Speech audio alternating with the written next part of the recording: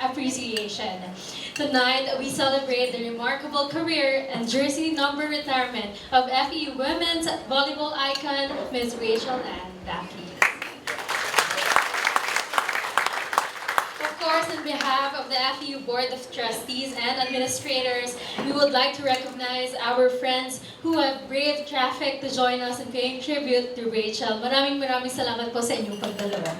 We have our sports writers, Rachel's family, our other coaches, and of course, the members of the FEU volleyball teams. Right now, may we call on our Chairman Aurelio Montinola III for his message. Good evening to all. With Rachel's dad, Rachel's family, Coach Kit, Coach George, the FEU volleyball team, some members of the Board of Trustees, and everyone who's here tonight. We use this occasion for special events and special people. The last time we were here was just a few months ago, where we had Ganiel Frena, the first woman grandmaster in chess, and we honored her. She is an FEU graduate, and she still is studying also in college, and that was a nice ceremony. What we do at FEU is that we try to give education to a lot of deserving students, but we give more than just the opportunity to sit in class. We try to give a nice campus. We offer people the opportunity to be in sports, in culture, and also in the community. And I think that's part of the package para when the people, when they go through us, aside from the education, they learn things that will make them do better later in life. A very good example of this blend of student-athlete is Rachel. She gave a very good speech kanina, told us about how she was literally a walk-in. I think her father and her would come, they would just travel here. She didn't know how to play volleyball when she came here, but then the coaches gave her a chance because she was tall, and she put in a lot of work, and she is who she is today. You know? That Rachel worked hard to be where she is, and she started out, as she mentioned kanina, like best server muna for 2 years, and then pagkatapos nun, nag-championship team. So when Mark thought of retiring your jersey, we were very surprised. Well, we liked the idea immediately, but we were also very surprised with how people reacted in a very positive way to the idea. No? As you know, there's only 2 other people whose jerseys have been retired. It's Johnny Abarientos and Arwin Santos, who by themselves are very well-known personalities. But FEU has produced so many excellent athletes. If you go all the way back, mga Lydia De Vega, Elma Moros, Felicissimo Ampon, Anthony Villanueva, yung nag-silver medal sa Olympics. So marami. You know, and it's a kind of place where we take care of athletes, and the athletes have also been able to get better at what they do, but also bring value to FEU. So again, I'd just like to congratulate Rachel. I'm sure she can tell you more about what she has done. Aside from what she's done from FEU, I think you've really blazed the trail rin sa volleyball na sa Pilipinas, because as far as I can remember, a few years ago, it was a sport that a few people knew about, but they didn't really do that much. And now it's been really popular, no? Particularly women's volleyball, and I see Abby. No? Yes, and so it's been a super sport, and I think that to the credit of all of you there, it's going to continue growing, and maybe one day it will even rival men's basketball as one of the most viewed sports, which again today a lot of people do. So congratulations to Rachel. Thank you very much to you and your father for deciding to study in FEU. And even better, thank you very much for doing very well, not only for yourself, the school, the sport, and also the country. Okay, mabuhay. I'm a witness to the fact that Rachel is a very good daughter. So, I mean, you're a great volleyball player, a student athlete, but I know I want to pay tribute also because I was talking to your father earlier this afternoon, and he has so many good words for you, Rachel, and I know for a fact that you are really a good daughter to your father. Iyakan. And your mother, sana, we waited for her, but that's okay lang. Anyways, si Rachel kasi is really one of a kind. You know, we have been here. We came together the same year. I started in FEU 2004 and Rachel came 2004. That's why si Rachel, really one of the first recruits that I saw in FEU. Dinala ni Coach Kid. There were 3 of them, 3 girls for women's volleyball. Si Camille, saka si Tintin, no? Si Christine, and Rachel. And Rachel was really hindi marunong sa kanilang tatlo. Diba? But they were all tall, and I was like, I didn't know anything about volleyball, but we'll see. Parang trust na lang the coaches, but really, I didn't see anything in Rachel until she blossomed. Sabi nga ni Sir Gigi, best server muna, and then but we could see the hard work. And one thing that I remember up to this day, girls, is on Rachel's first year, the team wasn't at its best. We were struggling to even make the Final Four.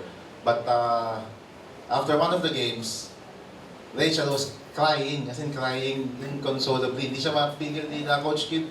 Iyak siya na iyak. Because number 1, we lost. And number 2, she didn't get the chance to play. She didn't play at all. Diba, namin Rachel sa UP Gym. Diba, ganun ang volleyball when Rachel started. UP Gym. We were playing a volleyball finals at 8 o'clock in the morning. And I was like telling Boss Anton, ayaw ba ng UAP manood ng tao sa volleyball? And Abby, wala pa kayo niyan. But from UP Gym at 8 o'clock, imagine that UAP finals, 8 o'clock sa UP Gym. But when people like Rachel started playing, and then you guys came in, Abby, and now Alisa, and all of the other players, you are reaping the benefits of your success. Imagine you're now playing in Araneta and in Codeta Asaldome, and partly because of what Rachel has done for the sport.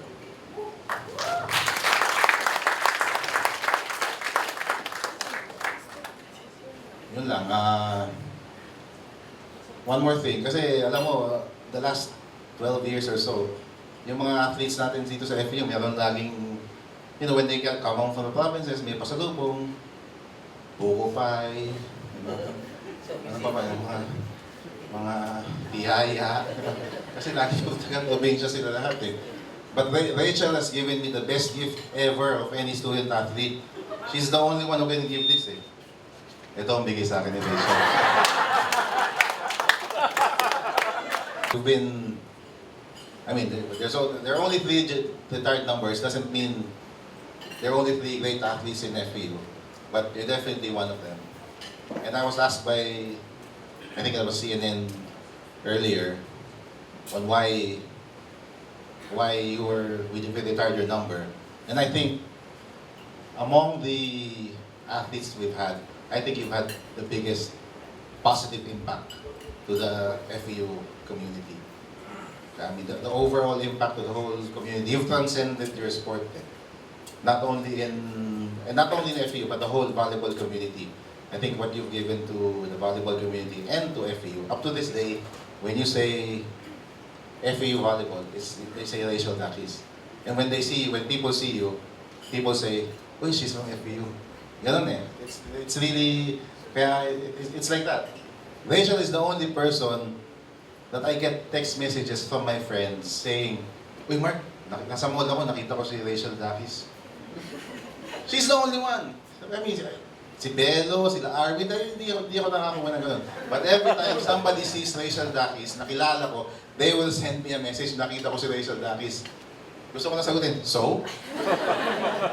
But really, she's the only one. I get messages like that. So that's why the overall impact to the entire sporting community, you've done it, Rachel. And you've kept your feet on the ground. You're very humble. Anytime we need something from you, dumadating ka dito. Dati, pinapagalitan ka lang lagi ni Ate Grace, di ba? Pero ngayon, you've really blossomed into an individual that FEU is really proud of. Thank you, Rachel. So I was just want to continue the story of Rachel, according to Sir Mark, na nagkumpisa na walk-in. He was not only a good player, he was really a good cook. Before we have our teams billeted in our Papa, we rent one apartment outside the gym, and Rachel was the cook. She always cooks sinigang. Wala pa kami lahat na libre pagkain noon. But every time, sasabihin ko, Rachel, luto ka. Pag tanghalian, alam niya na iluluto. At iyon, naaalala niya pa. Masarap siyang magsinigang. Pag amusal lang wala kami, alam niya na rin. Ang luluto niya, sopas. Napakaraming margarine. Hindi ko makakalimutan yun. Kaya hindi lang siya magaling maglaro. The first time, ayaw niya magpa-line up sa UAP. She kept on crying. I told her, no, you must put in yourself to the line up this year. Kaya nga sabi nga ni Margarina, umiiyak siya, hindi siya na ipasok eh. Hindi siya napaglaro that year. But following year, magaling na siya, naging best server na. During our training, maalala niya pa rin yan, she always cried. Walang araw na hindi siya iiyak. Kaya sabi niya kanina, magkita kami ulit. Coach, umiyak na naman ako. Alam ko naman yan, iiyak siya. Alam niya yon. At sinabi ko sa kanila na darating ang araw, you'll be up because the players, kung maniniwala sa coach, mag-i-improve yan. At yun ang unang nakita ko sa kanya. When we go out during the uni games, during at night, hindi siya lalabas. Nasa quarter lang yan. Coach, dito lang po ako. Okay. And then after that, there's a lot of fans. Nakabalik na kami sa Maynila. Yung office namin, nariyan si Grace. Tatanggap na maraming sulat kay Rachel. Bibigay pa sa akin, Coach. Nariyan po yung mga sulat. No, sa'yo yan. Coach, basahin nyo rin po. Dahil binilin din sa akin ng mga magulang. Kaya hanggang ngayon, yung makikita ko yung mga parents niya, hindi kami nag-aatubiling magpatian dahil yun na simula namin ng una pa lang. At ang pagkapait-bait ng bata na yan, dahil ang slot namin sa dorm ay ilan lang nung araw na yun dahil maliit lang yung apartment. Siya malayo inuwian, ibinigay niya pa yung slot niya sa isang player. At siya nangupahan kay Grace ng 6 na taon, nariyan si Grace. Nangupahan sa room. Bayad pa si Rachel. Kaya hinangaan ko siya noon. Kaya sabi siya, just continue, finish your study. Every time, nalalabas kami. At meron yung nagkataon, nakalalamin sila. Marami yung nakalaban ng championship. Saan ka nakakita? Talo kami. Hindi kami makalabas ng arena. Yung sinasakyan namin, tinakban ng kartulina. Yung harapan ng driver, paano kayo makakalabas? Hindi makapagmamaneho si Mar. Sabi niya, Coach, paano tayo uuwi nito? Tumawag kami ng gwardiya. Nasa labas na kami, going to sila sa lugar nila, Mark, sa Libis. Ini-escortan kami. Dahil mga tao, sinusundan pa rin kami, alam nila yon. Hindi kami makalayo. Sinisigawan sila, Rachel, pinalalabas. Kahit ilabas lang yung ulo, kawayan, pwede na sa kanila. hanggang doon sa Libis, maraming taong sumusunod. Up to now, nung magsimula yung volleyball ng mag-host ang FEU na ginawa sa San Juan Arena, ay hindi na nawalan ng tao. Imagine kung minsan ang MOA napupuno na. Yung Araneta, hindi nakakasya yun, championship gawin sa arena. Dahil noon, nag-complain na si JB, si Tonon. Nagtaka siya, bakit biglang napakarami ng tao sa San Juan. Pinigil na namin yon dahil host ang FEU, ginigiba yung pinto. Gusto makapasok, hindi na kasya. Kaya ngayon, I hope, medyo maganda na. Kaya yung mga babae namin sa FEU, big challenge to everybody. And I hope the coaching staff is doing well because this year, a prelude for our hosting next coming year. So I hope, Rachel, keep it up. I hope see you again. Thank you so much. To lead us in the toasting, make sure you have all the wine in your hand. Okay. So please welcome on stage Mr. Anton Montinola.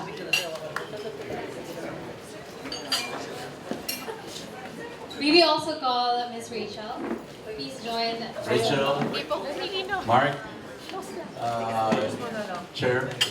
Chairman, please. Yana. Abby, frenemy style. Best friend of Rachel, please come. Ganiel. Coach Kid, where's Coach Kid? Sino lumapit? Okay lang. Who are the other coaches of Rachel? George. Kasi naka-wide ako eh. The father of Rachel, please. Coach Shaq, I hope you will appreciate the occasion. Come over, please. Remy, Captain Remy. Yes, Captain. Bernadette. Chinchin. Wala? Chinchin. Is not here.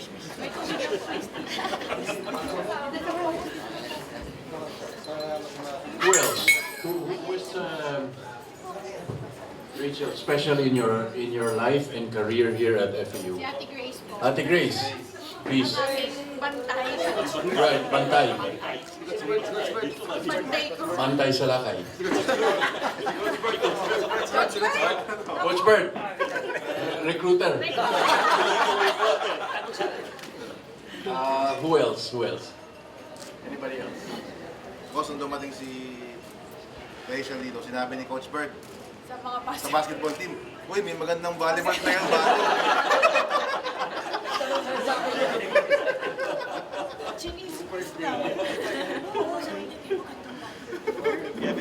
No, but this is really a special occasion. I remember, I don't know if Mark remembers this, when we started with UAAP volleyball, we would have home and away games. We were playing in the FEU gym, in our papa downstairs, where we had the ceremony kanina. That's where the UAAP played. Okay? I don't know what year that was. Nabutan mo. Yeah, Rachel was there. So you played in the UAP, you played a UAAP game in the UAP gym, I mean the FEU gym. You see? And today, we play in MOA Arena and Araneta Coliseum. On TV, and everybody is, on social media, etc. And Rachel is the real first superstar of women's volleyball in the Philippines. Okay? So, anybody else? Last call before we toast. Okay, so congratulations, Rachel. We're so proud of you. Thank you po. And good luck in your career. And thank you. And cheers, cheers, cheers.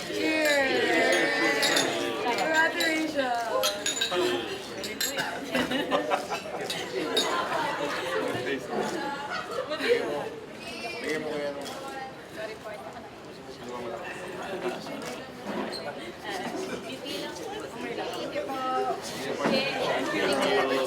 Alright, thank you so Coach much. Richard daw po. Good evening po sa inyong lahat. Andito na naman tayo. At hindi na po ako iiyak. Promise. May isa lang gusto ko pong i-share sa inyo itong memories ko sa FEU na sobrang tinreasure ko talaga. Ito yung hinayaan nila akong makakyat ng stage for graduation. Kasi gusto ko pong kwento sa inyo, yung graduation ko po, pumunta ako ng Germany. So, hindi po ako nakapag-attend ng, ng rehearsal, hindi po ako naka-attend mismo ng graduation day ko po. Opo, yun yung hindi po ako naka-attend nun kasi pumunta po ako sa Germany that time. Tapos nung umuwi na po ako, so nandito po ako sa FEU, nagko-coach po ako, gano'n. Tapos, sabi ko sa sarili ko, yun yung hindi ko pa na-achieve. Pero graduate na po ako nun. Hindi ko pa na-achieve na gusto kong ma-achieve na yung feeling na makaakyat ulit ako sa stage. Pero as a student naman po.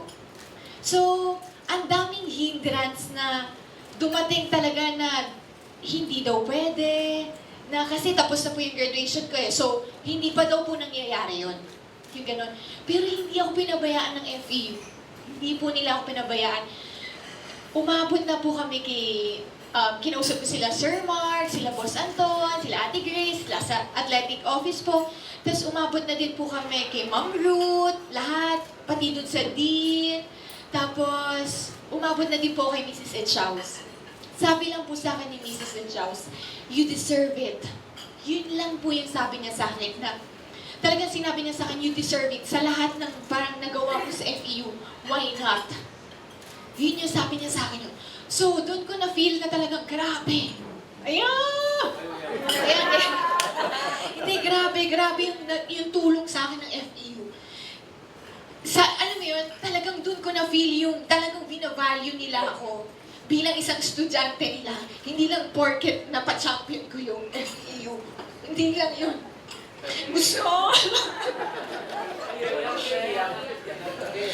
Gusto din nilang matupad yung dream ko bilang isang estudyante. Thank you.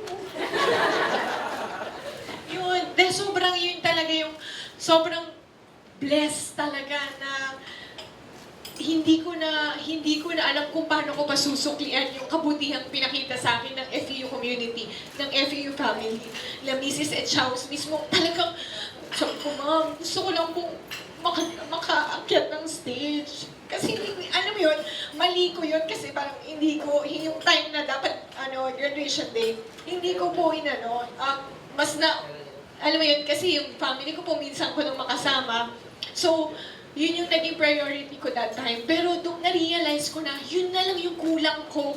Gusto kong makaakyat ng stage. Gusto kong ma-feel na estudyante ako. Kahit graduate na ako. So yun, umattend ako ng rehearsal. Tapos yung graduation day na, sabi ng mga classmate ko na dating mga first year pa lang ata o yung third year, uy, kasabay ka namin. Sabi niyo ganun. Sabi ko, oo, kasi na-miss ko yung graduation day ko. So I'm very thankful sa FEU, pinagbigyan nila yung dream ko as a student na makaakyat ako ng stage. Tinulungan ako nila Sir Mark, talagang, alam mo yun, hindi naging madali yung opportunity na makaakyat ako sa stage na dumaan talaga ako sa butas ng karayom kasi never pa daw pong nangyari yun. Pero hindi ako pinabayaan ng FEU. Sabi lang nila sa akin, you deserve it. Yun lang, sobrang salamat po sa FEU. Ma'am, Sir Mark, Boss, sobrang thank you po sa lahat na nandito din at umattend itong ceremony na to. So, sobrang salamat, sir. Hindi ko na po alam kung ano pang masasabi ko, basta salamat na lang kasi talagang hindi ko po alam kung anong pang masasabi ko. Basta salamat lang po talaga. Kasi binigay niyo po itong opportunity na to sa akin. And sa mga coaches ko po, kila Coach George, Coach Ebo, Coach Nes, Coach Kid, na talagang nagtiyaga sa akin. Nagtiyaga na matuto ako, na lumakas ako. At sila yung naging foundation ko din po talaga kung bakit at narating ko tong career na to. So, sa family ko po, kala Ate Glenda, kala Ate Ann, kala Ate Nor, kala Tin, kala Iro, kala Ira, kala Marian, sila naman po yung from noong FEU days ko pa hanggang ngayon, sila po talaga yung mga supporters talaga, tsaka mga friends ko talaga po na nandyan talaga sa likod ko po talaga para supportan ako. So sa mga sports writer po natin, salamat po sa pagpunta niyo po. Kay Ate Grace na nagbantay po sa akin. Sa kanya po ako tumira ng 6 na taon. At proud naman po siya, wala po siyang naging problem sa akin. So, ayun po, maraming salamat. And sa mga Lady Dams, good luck sa games nyo. And magtiwala lang kayo, hindi, nandiyan si Coach Shaq. Champion coach. Talaga, alam ko tinatrabaho niya lahat. So, kaya sa inyong part lang, trabahuhin din natin. So, good luck sa inyo and maraming salamat po sa inyong lahat. Ako po si Rachel and Daquis, proud maging Tamara. Thank you so much, Miss Rachel. And at this moment, please do stay on the stage first. Ayoko na umiyak. Maybe your hands again now. Miss Rachel, please stay on the stage. And to award